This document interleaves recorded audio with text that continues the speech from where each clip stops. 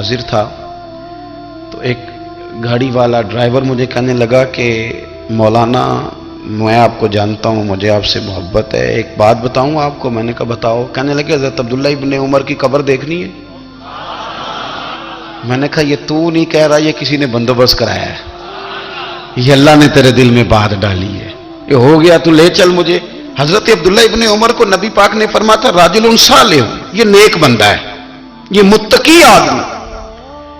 حضرت عبداللہ ابن عمر رضی اللہ تعالیٰ عنہ سیدنا فاروق اعظم رضی اللہ تعالیٰ عنہ کے صاحبزادے ہیں، اور ان کی ہمشیرہ سیدہ حفصہ رضی اللہ تعالیٰ عنہ حضور کی زوجہ محترمہ ہے۔ ایک دن اپنی ہمشیرہ سے کہنے لگے کہ نبی کریم صلی اللہ تعالیٰ علیہ وسلم گھر میں آئے نا، اور اگر حضور غم امت میں پریشان نہ ہوں، طبیعت کو حشاش بشاش دیکھو تو ذرا پوچھنا تو صحیح حضور کا میرے بارے میں کیا خیال ہے، پوچھنا تو صحیح کہ کریم کی بارگاہ میں میرا کیا مقام ہے، میرے بارے میں حضور کیا فرماتے ہیں۔ اب بہن کو کام بتائے، اور بتائے بھی بھائی، اور پھر بہن وہ کام نہ کرے، یہ تاریخ میں ہوتا نہیں۔ حضرت عمر فاروق رضی اللہ تعالیٰ عنہ کی صاحبزادی ام المومنین رضی اللہ تعالیٰ عنہ فرماتی ہیں کہ میں تو بس منتظر تھی، انہوں نے تو کہا تھا نا کہ اگر تم حشاش بشاش دیکھو تو بات کرنا، لیکن حضور تشریف لائے، میری باری تھی، میرے گھر تشریف لائے، کھانا پیش کیا تو فوراً میں نے عرض کی حضور ایک بات پوچھنی تھی، تو حضور نے فرمایا پوچھئے۔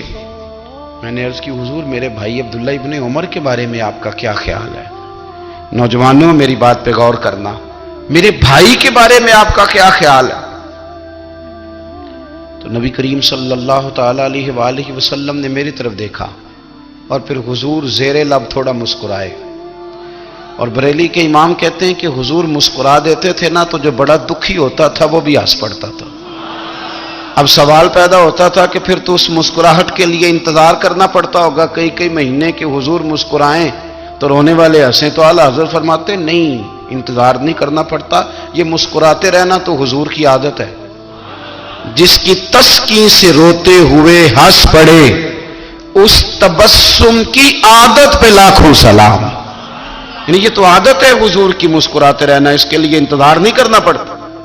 بھائیو آپ خیال رکھیں گے، غور کریں گے، حضرت عبداللہ ابن عمر رضی اللہ تعالیٰ عنہ کے بارے میں پوچھا تو سیدہ فرماتی ہیں کہ نبی کریم صلی اللہ تعالیٰ علیہ وسلم نہ زیر لب مسکرائے اور فرمایا حفصہ تیرا بھائی ہے تو اچھا، لیکن میں نے سنا ہے کہ عشاء کی نماز پڑھ کے سو جاتا ہے اور فجر تک سویا ہی رہتا ہے، اسے چاہیے کہ تہجد کے وقت اٹھا کرے، اللہ کی بارگاہ میں حاضر ہوا کرے، آہوزاری کرے، سجدے کرے، عبادت کرے، اٹھتا ہے اور فجر میں جا کے اٹھتا ہے۔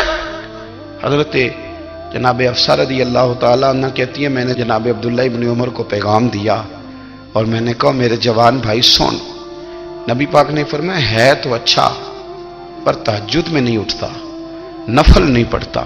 او میری ملت کے جوانوں، مزہ نہیں آ جاتا جب ساری دنیا سوئی ہو، ساری دنیا، اور بستر بھی گرم ہو اور نیند بھی پورا غلبہ کر رہی ہو، اور اچانک گھنٹی بجے دماغ میں، آنکھ کھلے، گھڑی پہ نظر پڑے 3:30 4 بجے کا، پھر اٹھ کے وضو کرے، اور جب وہ مصلی کھول کے بچھائے تو مدینے والے جو اس کی شان کے لائق ہے، جو اس کی شان کے لائق، وہ مسکراتا ہے، خوش ہوتا ہے کہ میرا بندہ تہجد میں اٹھ گیا، وہ مسکراتا ہے۔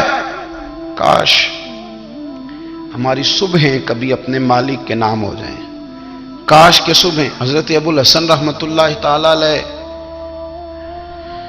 حضرت معاذ ابن جبل رضی اللہ تعالیٰ عنہ کے پاس بیٹھا کرتے تھے، فرماتے ہیں ان سے جو پیار بڑھا تو پھر میرا مصلی سے جاتا ہوں کام ڈھونڈنے، تو میری بیوی بڑی فرما بردار تھی، پر اس دن نہ غربت کے ہاتھوں تنگ آ کے کہنے سے نکلا، پر میں نے صبح سے لے کے زور تک کام ڈھونڈا، کام ملا کوئی نہیں۔ فرماتے ہیں کہ میں نے نا فرات کے پانی سے وضو کیا، نہر کے، شدید دھوپ تھی، ساتھ ریت تھی اور ریت تپ رہی تھی، میں نے اپنا رومال وہیں مصلی کے طور پر بچھا لیا، اور فرماتے ہیں کہ زور سے لے کر عصر تک نماز پڑھی، دھوپ بھی پورے زور پہ پر میرے سجدے کا ذوق بھی پورے زور پہ۔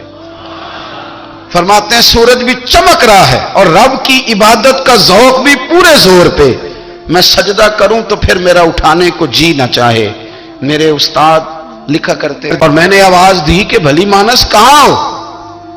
تو وہ کہنے لگی آپ منہ ہاتھ دھو لیں۔ میں نے کہا کہ بچے کہاں گئے؟ کہنے لگی وہ کھانا کھا کے کھیلنے گئے۔ بیوی سے پوچھا یہ کہاں سے آیا کھانا؟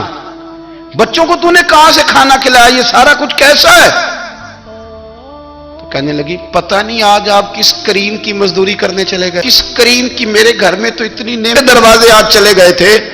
یہ کہتے کہتے وہ اٹھی اور اٹھ کر کے کہنے لگی پہلے بڑا کچھ آیا تھا، اب کیا لے آئے ہو؟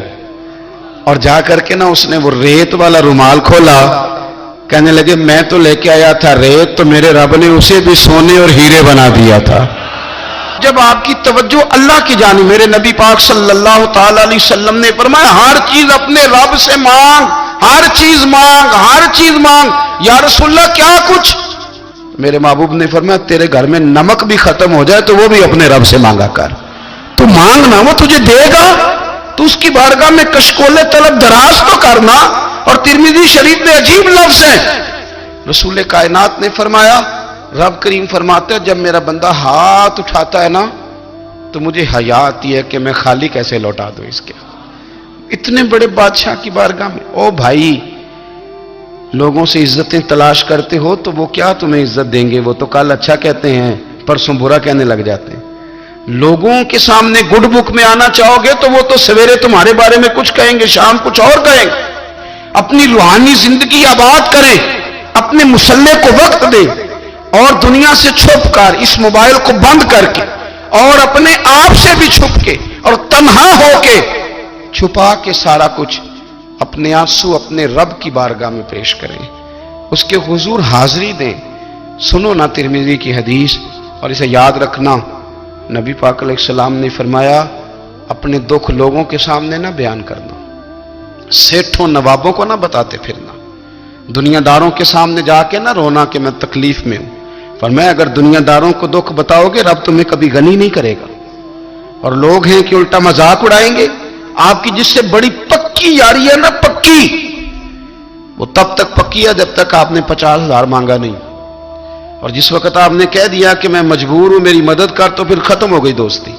لوگوں کی تعلقات آپ کے ساتھ تب تک ہیں جب تک آپ ان سے کوئی ضرورت وابستہ نہیں کرتے۔ کریم محبوب فرمانے لگے بندوں کے سامنے دکھ نہ بیان کرنا، اللہ تجھے کبھی غنی نہیں کرے گا۔ تو اپنے دکھ اپنے رب کو بتا، تو دعائیں مانگ، تو اس کی بارگاہ میں حاضر ہو، تو اس کے حضور عرض کر۔ فرمایا اپنے دکھ اپنے رب کو بتا، وہ جلدی کرے یا دیر سے کرے تجھے ساری دنیا سے بے نیاز کر دے گا، تجھے کسی کا محتاج نہیں رہنے دے گا۔ اپنے مسلح کو، اپنی دعاؤں، ایک بزرگ فرماتے ہیں میں نے دعا مانگنے کا طریقہ اپنی بیوی سے سیکھا، دعا مانگنے کا طریقہ اپنی، سیکھنے والے تو اپنے بچوں سے بھی سیکھ لیتے ہیں، سیکھنے والے تو ہر ایک سے سیکھتے ہیں۔ وہ کہتے ہیں میں نے دعا مانگنے کا سلیقہ اپنی بیوی سے سیکھا ہے۔ حضرت وہ کس طرح؟ فرمانے لگے میری بیوی نے نا مجھے کوئی کام بتایا، کچھ پیسوں کی ضرورت کے لیے کہا، تو میں نے اسے کہا کہ بھئی ابھی میرے پاس نہیں ہے، کچھ دنوں میں آتے ہیں تو میں دے دوں گا۔ عورتوں کی عادت ہوتی ہے وہ بار بار یاد کراتی ہیں، 2-4 دنوں کے بعد پھر اس نے کہا حضرت وہ میں نے کہا تھا کچھ پیسے، میں نے اسے کہا کہ ابھی میرے پاس نہیں ہے، کچھ دنوں میں ملتے ہیں تو میں تمہیں دے دوں گا۔ اس نے کچھ دنوں کے بعد پھر کہا حضور وہ میں نے کچھ پیسے کہے تھے۔ فرماتے میں نے ڈانٹ دیا، میں نے کہا کہ کیا تو روز مجھے شرمندہ کرتی ہے، کہا نا میرے پاس نہیں ہے، ہوں گے تو دے دوں گا، تو روز یاد کراتی ہے۔ فرماتے ہیں اس نے پہلے تو میری ڈانٹ کو سہا، پھر میرے سخت جملوں نے اس کی آنکھوں میں آنسو پیدا کر دیے، پھر اس نے اپنے آنچل میں اپنے اس دکھ کو سمیٹا، اور پھر اس نے ایک جملہ کہا تو میں رو پڑا، اور مجھے اپنے رب سے مانگنے کا طریقہ آ گیا۔ مجھے کہنے لگی حضرت جی آپ نے ڈانٹ دیا میں نے سہ لیا، پر آپ ہی میرے شوہر ہیں، بتائیں نا آپ سے نہ کہوں تو میں کس سے جا کے کہوں۔ فرماتے ہیں میں رو پڑا، اور میں کھل کے رویا، اور میں تڑپ کے رویا، اور پھر میری سسکیاں بند گئیں۔ تو مجھے کہنے لگی آپ کو کیا ہوا؟ میں نے کہا مجھے بھی دعا مانگنی آ گئی ہے، جب میں اسے کہوں گا نا اللہ تو ہی میرا رب ہے، میں تجھ سے نہ کہوں تو میں کس سے جا کے کہوں۔ میں کیوں کسی بندے سے سوال کروں, میں کیوں کسی دنیا دار سے کہوں, میں تیرے بندوں کا, نیک بندوں کا وسیلہ لے کے, تیرے محبوب کی غلامی لے کے تیری بارگاہ میں آیا, تجھ سے نہ مانگوں تو کس سے مانگوں. سمجھ آ گئی ہے, جب میں اس رنگ میں مانگوں گا تو پھر رب میرے اوپر بڑا ہی فضل فرمائے گا, وہ میرے اوپر بڑی رحمت کرے گا, وہ میرے لیے آسانیاں کرے. عزیز دوستو, ہم اس طرح کرنے لگ گئے ہیں کہ ہم نے نا اپنے تعلقات پر اعتماد کرنا شروع کر دیا ہے. میرے تعلقات بہت ہیں. ہم نے اپنی دولت پر اعتماد کرنا شروع کر دیا ہے. میرے پاس دولت بہت ہے. ہم نے اپنے علم پر, اپنی شہرت پر اعتماد کرنا شروع کر دیا ہے کہ میرے پاس فلاں چیز بہت ہے. یاد رکھنا, جب بے نیاز اپنی صفت بے نیازی دکھاتا ہے تو بڑی بڑی دولتوں والے مجبور نظر آتے ہیں. بھائیو, جب انسان کا رشتہ اپنے مالک کے ساتھ ہوتا ہے پھر تو غم بھی کچھ نہیں کہتے, پریشانیاں بھی کچھ نہیں کہتی, پھر تو زندگی صبر والی, پھر تو زندگی توکل والی, پھر تو زندگی بھروسے والی. پھر انسان اپنے آپ کو رسوا نہیں کرتا. دنیا داروں سے امیدیں اس کی ختم ہو جاتی, امیدیں اللہ رسول سے لگا لیتا ہے, مضبوط ہو جاتا ہے, مضبوط, طاقتور ہو جاتا ہے, خوددار ہو جاتا ہے, باوقار باعزت ہو جاتا ہے. حضرت بہلول دانا رحمت اللہ علیہ بیٹھے تھے تو ہارون رشید حج کر کے آ رہا تھا, تو رستے میں حضرت شیخ سے ملاقات ہو گئی تو السلام علیکم کے بعد کہنے لگا, حضور کوئی حکم ہو تو بتائیے گا. تو حضرت بہلول دانا فرمانے لگے, تیرا رب کون ہے؟ اس نے کہا اللہ. تو فرمایا میرا کون ہے؟ کہا اللہ. فرمانے لگے تو بڑا ہی بیوقوف ہے, کیا تو یہ سمجھتا ہے کہ رب ہارون رشید کو تو دے گا اور بہلول دانا کو بھول جائے گا؟ تیرا بھی وہی رب ہے, میرا بھی وہی رب ہے. اس نے اگر تجھے دے کے آزمایا ہے تو ہو سکتا ہے مجھے نہ دے کے آزما رہا ہو. جب اس کی حکمت کے تقاضے ہوں گے تو عطا کرے گا اور دے گا. تو جا اپنا کام کر. بھائی, اپنی روحانی زندگی, اپنی عبادات, اپنے وظائف, اپنے روزمرہ کے معاملات, اپنی دعائیں, اپنا استغفار. دیکھو کوئی مشکل کام تو نہیں, 2 رکوع ہیں سورہ واقعہ کے, اگر رات کو پڑھ لی جائے تو. میں کس طرح یہ بات بیان کروں کہ تعویذ بانٹنا آسان ہے اور وظیفہ بتانا مشکل ہے.